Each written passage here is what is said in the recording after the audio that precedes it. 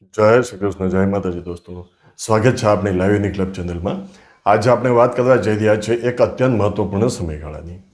વર્ષ 2026નો 7મો મહિનો એટલે કે 1 જુલાઈ 2026 થી 31 જુલાઈ 2026 સુધીનો સમય મિથુન રાશિના જાતકો માટે કેવો રહેવાનો છે.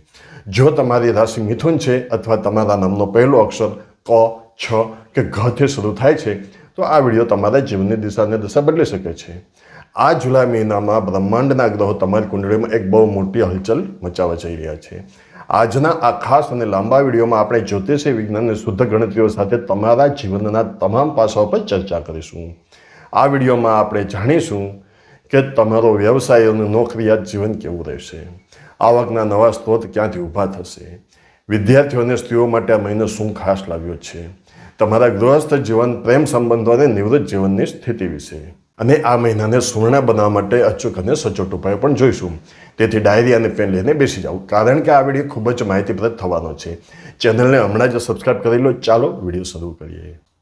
કોઈ પણ રાશિનું ભવિષ્ય સમજવા માટે સૌથી પહેલાં ગ્રહોની સ્થિતિ જાણવી જરૂરી છે. જુલાઈ 2026ના મહિનામાં ગ્રહોનું ગોચર મિથુન રાશિ માટે ખૂબ જ રોમાંચક વાતાવરણ તૈયાર કરી રહ્યું છે.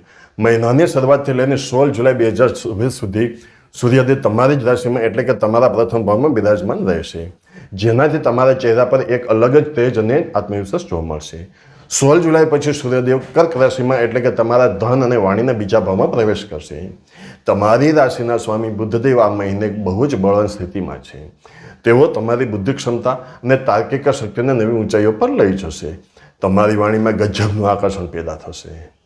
કર્મ ફળદાતા શનિદેવ તમારા દસમ ભાવમાં એટલે કે કર્મભવનમાં સ્વગૃહી થઈને બેઠા છે.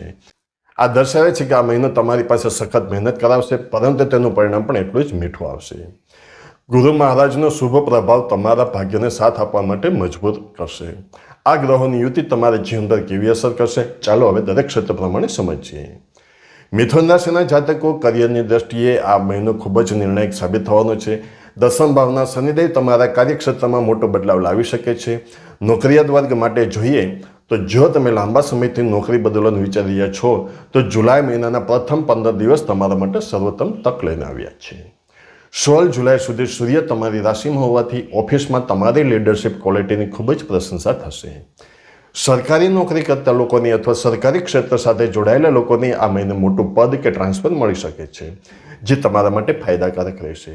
ફક્ત સહકર્મચારીઓ સાથે અહંકારનો ટકરાવ ન થાય તેનું ખાસ ધ્યાન રાખજો. હવે મિત્રો જોઈએ વ્યાપારીઓ અને બિઝનેસમેન વિશે. તો જો તમે નવો બિઝનેસ શરૂ કરવા માંગો છો તો બુધની અનુકૂળતાને કારણે તમારા આયોજનો સફળ થશે.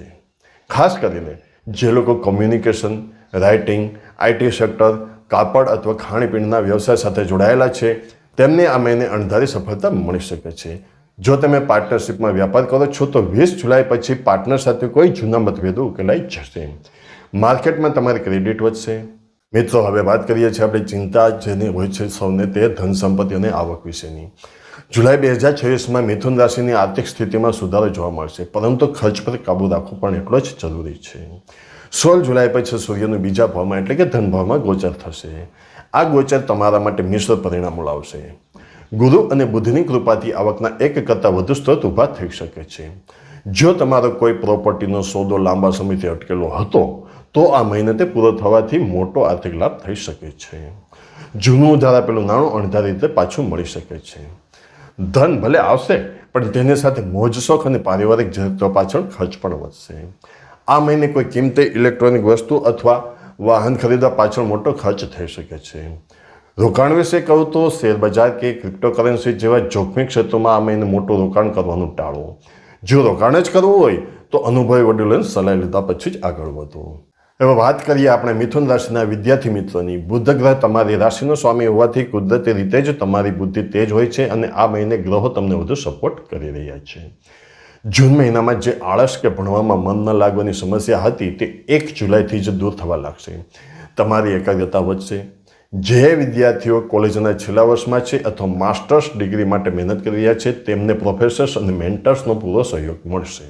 જો તમે સરકારી પરીક્ષા, બેન્કિંગ કે યુપીએસસી જેવી અઘરી પરીક્ષાઓની તૈયારી કરી રહ્યા છો તો આ મહિને શનિદેવ તમારી મહેનતની કસોટી લેશે. તમારે સામાન્ય કરતાં વધુ કલાકો સુધી અભ્યાસ કરવો પડી શકે છે, પરંતુ યાદ રાખજો આ મહેનતનું પરિણામ બહુ જ ઉજળું આવશે. વિદેશ જઈને ભણવા ઈચ્છતા વિદ્યાર્થીઓને વિઝા અટકેલા હોય તો 20 જુલાઈ પછી રસ્તા સાફ થતા જણાશે. સોશિયલ મીડિયા પર સમય બગાડવાનું ટાળશો તો આ મહિનો તમારો ગોલ્ડન પીરિયડ બની શકે છે. મિથુન રાશિની સ્ત્રીઓ માટે જુલાઈ 2026નો મહિનો આત્મવિશ્વાસના પુનર્જન્મ જેવો રહેશે.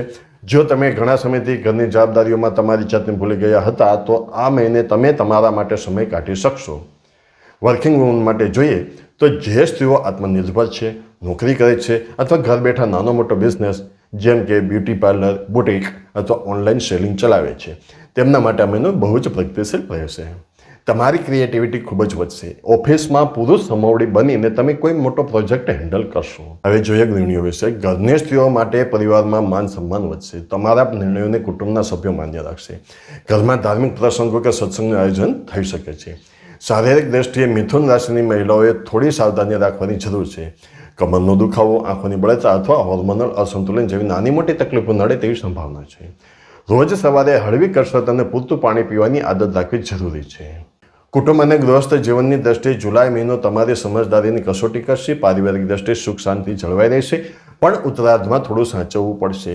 1 થી 15 જુલાઈનો આ સમય ખૂબ જ આનંદદાયક રહેશે. ઘરમાં ભાઈઓ બહેનો સાથેના સંબંધો મજબૂત બનશે. વડીલોના સ્વાસ્થ્યમાં સુધારો થશે, જેનાથી માનસિક ચિંતા હળવી બનશે. પરિવાર સાથે કોઈ ધાર્મિક યાત્રા કે પર્યટનનું આયોજન થઈ શકે છે. એ જ રીતે 16 થી 31 જુલાઈમાં જોઈએ તો જેમ આપણે ચર્ચા કરી કે સૂર્યદેવ બીજા ભાવમાં એટલે કે વાણી અને કુટુંબના ભાવમાં જશે. સૂર્ય અગ્નિ તત્વનો ગ્રહ છે. આના કારણે તમારી વાણીમાં અજાણતા જ કડવાશ અથવા ગુસ્સો આવી શકે છે. તમે સાચું બોલતા હશો પણ તમારી બોલવાની શૈલી સામેવાળાને ખરાબ લાગી શકે છે. તેથી આ સમય દરમિયાન વાદ વિવાદથી દૂર રહેવું, ખાસ કરીને જમીન કે પૈસાની બાબતમાં પરિવાર સાથે દલીલ ન કરવી. બાળકોને કેરિયર કે લગ્નને લઈને જે ચિંતાઓ હતી તેનો આ મહિને કોઈ સારો ઉકેલ મળી જશે. હવે વાત કરીએ આપણી લવ લાઈફ અને સંબંધોની. મિથુન રાશિના જાતકો સ્વભાવ ખૂબ જ રોમેન્ટિક અને વાતુડિયા હોય છે અને આ મહિનો તમારી આ ખૂબીને વધુ નિખારશે. જો તમે કોઈના પ્રેમમાં છો તો આ મહિને શુક્ર અને બુધના પ્રભાવથી તમારા સંબંધો વધુ ગાઢ બનશે. પરસ્પર વિશ્વાસ વધશે. તમે તમારા પાર્ટનરને પરિવાર સાથે મુલાકાત કરાવી શકો છો, એટલે કે પ્રેમ સંબંધોને લગ્નમાં બદલવા માટે આ યોગ્ય સમય છે. સિંગલ જાતકોના જીવનમાં સોશિયલ મીડિયા કે કોઈ કોમન ફ્રેન્ડ દ્વારા નવી વ્યક્તિનું આગમન થઈ શકે છે. વિવાહિત લોકો માટે આ મહિનો મધુર રહેશે. જીવનસાથી તમારી દરેક મુશ્કેલીમાં તમારી ઢાલ બનીને ઊભા રહેશે. જો તમારા બંને વચ્ચે ભૂતકાળમાં કોઈ અણબનાવ થયો હોય તો ઔપચારિક ઈગો એટલે કે અહંકાર બાજુ પર મૂકીને વાત કરજો. સંબંધો ફરીથી મધુર બની જશે. મહિનાના અંતમાં જીવનસાથીના નામે કોઈ નવું રોકાણ કરવું તમારા ભાગ્યને ચમકાવી શકે છે. આપણા જે વડીલો નિવૃત્ત જીવન એટલે કે રિટાયર્ડ લાઈફ જીવી રહ્યા છે અને તેમની રાશિ મિથુન છે, તેમના માટે જુલાઈ 2026નો મહિનો સંતોષ અને શાંતિ લઈને આવ્યો છે. નિવૃત્તિ પછી જે એકલતા ક્યારેક વધતી હતી તે આ મહિને દૂર થશે. તમે સામાજિક કાર્યોમાં, સોસાયટીની પ્રવૃત્તિઓમાં કે કોઈ ટ્રસ્ટમાં સક્રિય ભાગ લેશો. તમારા અનુભવનો લાભ સમાજના યુવાનોને મળશે, જેનાથી તમને ખૂબ જ માન સન્માન પ્રાપ્ત થશે. માનસિક શાંતિ માટે તમે આધ્યાત્મિક પુસ્તકોનું વાંચન વધારશો.